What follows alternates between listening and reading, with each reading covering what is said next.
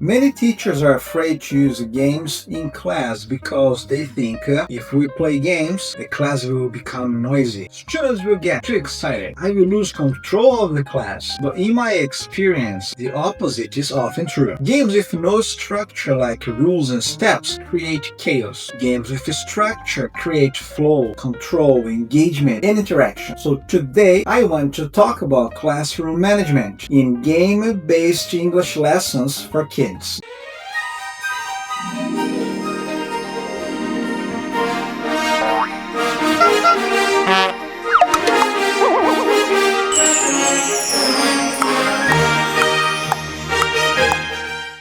The biggest mistake is this. Many teachers and even students think game equals free time, game equals relaxed time, game equals no rules. But if there are no rules, no structure, no clear instructions, then yes, the class becomes chaotic. So the problem is not games. The problem is unclear rules and unclear structure. Kids actually behave better when the rules are clear, the goal is clear, the time is limited, the teams are organized, the teacher controls the start and stop. Kids like structure more than you think. Classroom management starts before the game, not during the game. Before starting the game, always make sure students understand the rules. Students know the goal. Students know how to win. Students know what they must say. Students know when to start and students know when to stop. And a very important rule, never start a game until everyone is ready and quiet. If you start while students are still talking and moving, you lose control immediately. So always explain, demonstrate, check understanding, and then start. During the game, the teacher is not just watching. The teacher is controlling the pace, stopping the game when needed, giving points, watching behavior, helping students, encouraging English use. And here's some very useful classroom management tools. Countdown, 3, 2, 1, stop or go. Timer, points, team points, clear stop signal like clap, bell, hands up, anything. Phrase signal, voice level rules, clear movement rules. Games should look active but still controlled. One of the most important things in a game-based teaching is the teacher must control the start and the stop of every activity. For example, ready? 3, 2, 1, go! Then students play. Then stop, freeze, eyes on me, or whatever you want to say. If students learn these signals, classroom management becomes much easier. So games become start, play, stop, feedback, and start again. This structure keeps the class under control. It doesn't mean at all kids will behave like robots. Once the patterns are understood and used, things happen naturally.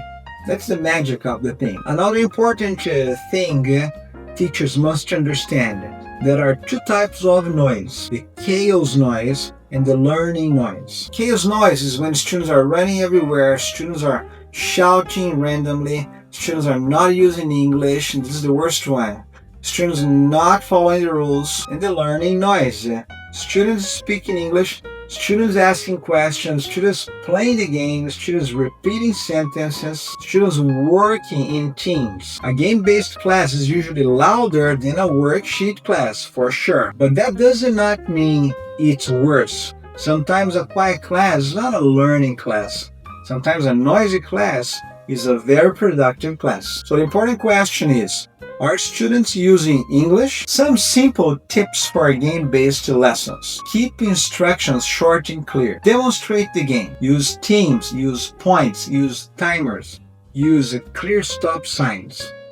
Don't let games run too long. So change activities before students get bored. Walk around the classroom. Praise good behavior. Stop the game if rules are broken. Restart if necessary. Students quickly learn that game had rules, and rules must be followed. So classroom management in game-based lessons is not about stopping games. It's about clear rules, clear structure, clear start and stop, clear goals. Then teacher can control. When games have a structure, they don't create chaos. They create focus, motivation, participation, in a very active learning environment. So games are not the enemy of the classroom management. Unstructured activities are the enemy. Games with structure can actually make classroom management easier, way easier than you think.